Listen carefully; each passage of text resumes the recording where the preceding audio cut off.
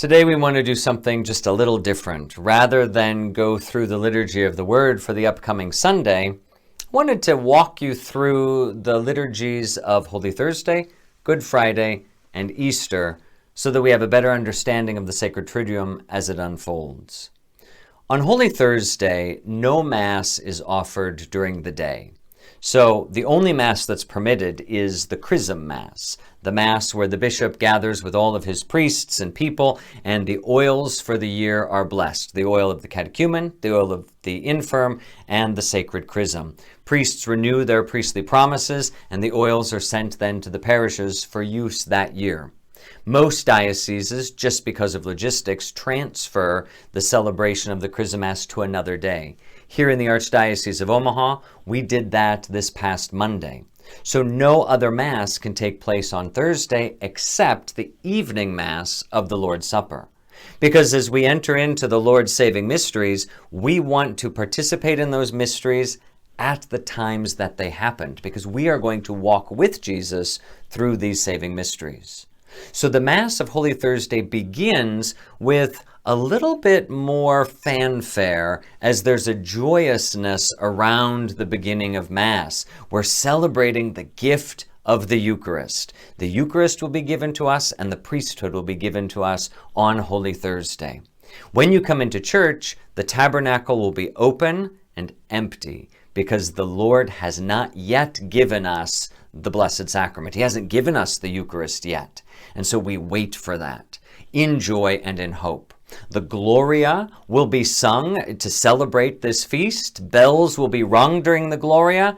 And then everything falls silent as we begin to enter into the Lord's sacred passion. We hear the gospel of Jesus washing the disciples' feet, and we immediately, after the homily, reenact that. And so representatives, usually 12 people, may be brought forward, and the priest will take his outer vestments off and wash the feet of those people before the altar in commemoration of the Lord's gift of service to us. So in Holy Thursday, we focus on three things: the Eucharist, the priesthood, and service, charity that is poured out for one another. During the Mass, the oils that were blessed at the Chrism Mass may be brought forward at offertory with the gifts of bread and wine and offerings for the poor. And then the Eucharist is celebrated, communion is shared, and after communion, the Blessed Sacrament remains on the altar. Because at the end of the Last Supper, Jesus then sang hymns and psalms and left the upper room and went to the Garden of Gethsemane. That's what happens on Holy Thursday. The Blessed Sacrament will be processed, usually around the church, and to the altar of repose, which may be at a side altar or in another space altogether. It's commemorating Jesus going out to the garden. Many people then will keep vigil with Jesus over the evening until midnight, until Good Friday. And during that time, people will go to the garden, as it were, to spend time with Jesus in prayer. At midnight, rather before midnight, sometime after the Mass of the Lord's Supper, the altar then is stripped. Everything at the altar is taken down. The altar cloths are pulled off, the candles are removed, and the sanctuary is left bare, because now we are with Jesus in his arrest. At Good Friday, at midnight, then, there is no more solemn exposition or solemn adoration of the Blessed Sacrament, and all things fall silent. So when you come into church on Good Friday, you'll find a very bleak and stark place. The holy water fonts will have been emptied, the symbols have all been removed, the sanctuary stands bare, the altar is stripped, because the Lord himself is stripped, ready to be crucified. The celebration of the Lord's Passion traditionally takes place at 3 o'clock in the afternoon, or may be celebrated at a later time for the greater participation of the people. And so whatever time the celebration occurs, it is the time to come and be with the Lord in his Passion. And so, of course, the height of this liturgy will be the proclamation of St. John's Gospel reading of the Passion. So on Palm Sunday, we heard from Matthew. In other years, it would be Mark or Luke. Every Good Friday, we hear the Passion according to St. John. Upon its conclusion and a brief homily, the cross is revealed to the people. Behold the wood of the cross upon which hung our salvation, and we adore the cross. And so we may form a sort of communion line to come forward and touch or kiss or at least genuflect to the cross in adoration of the tool that brought us salvation. After the veneration of the cross, the Blessed Sacrament will be brought into church from the altar of repose, wherever that might be, and Holy Communion is immediately celebrated. No Mass is celebrated on Good Friday. It is the continuation of the Holy Thursday Mass in some way, and so we have communion that has been reserved from Thursday's Mass to be distributed on Good Friday. Ideally, all of the hosts will be consumed on Good Friday, perhaps saving just a small amount to take to those who are dying. And then the liturgy simply concludes quietly, and the ministers depart.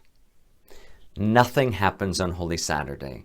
It is the day of the tomb, and so no sacraments are celebrated from the morning, throughout the day, into the evening. In fact, the Easter Vigil of the Lord's Resurrection cannot be celebrated until civil twilight.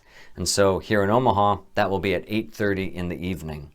And we begin in darkness then. The lights in church are put out and a fire is lit, either outside the church building or somewhere inside the church building. And when that fire is lit, it is blessed as the resurrection, the light that penetrates the darkness. The Easter candle will be blessed, and it will be made into Christ, the risen one, and lighted. He has come back to life. And then that light is carried in and revealed to everybody, just as that cross was carried in the day before. Behold, the light of the world. Everybody then begins lighting their candles from the Easter candle, and we see the light spread throughout the church. The great song, the Exultet, the Easter proclamation is sung, which heralds the good works that God has done in saving us all the way back from the beginning, even unto now, and how the church now rejoices as the bride of Christ. The liturgy of the Word will unfold. And there are many readings that are proclaimed as it traces salvation history, beginning all the way back to Genesis, Exodus, through the prophets. There will be 7 Old Testament readings proclaimed. And then finally, the Gloria is sung in celebration of the resurrection. All of the candles are lit at the altar. The lights are now full, and we rejoice to know Jesus truly risen from the dead. We move from Old Testament to New Testament. And finally, the last reading is proclaimed, a reading from one of St. Paul's letters, proclaiming Christ risen from the dead. The Alleluia is reintroduced, and we sing that for the first time since we put it away before Ash Wednesday. And we are proclaiming now that Christ is risen, and we celebrate with that great hymn, Alleluia, Alleluia, Alleluia. The gospel is announced, the homily is preached, and then the sacraments of initiation take place. Baptism, confirmation, those who are being brought into the church, received into full communion. And we rejoice to see the waters blessed, waters that will give life. Those who are to be baptized will be baptized. Those received into the church are received. All of those are then confirmed, and we're ready to continue then with the liturgy of the Eucharist. Mass at this point will unfold kind of like normal. And the offertory takes place. The Eucharist is celebrated with great solemnity. Those who are receiving their first Holy Communion will come forward and do that. And then the Eucharist is once again restored to the tabernacle. The sanctuary lamp is lit, and everything feels like it should. The Lord is present in our midst. We are alive. The darkness has been conquered, and it is Easter. This is the great mother liturgy of the entire church year. Holy Thursday, Good Friday, the Easter Vigil. They form a sort of one unit. To celebrate then Easter on Easter morning, it will look like most ordinary Masses, with the exception, instead of announcing the creed, we will renew our baptismal promises, remembering that this is the time of baptism. This is the time of rebirth, and we give thanks for that. So I hope you truly enter into these sacred mysteries ready, prayerful, and to be with Jesus as we see him give us the Blessed Sacrament, the Eucharist, as we experience his saving death, and as we know his glorious resurrection. Happy Easter to you and to all your loved ones. The Lord is risen. He is truly risen indeed.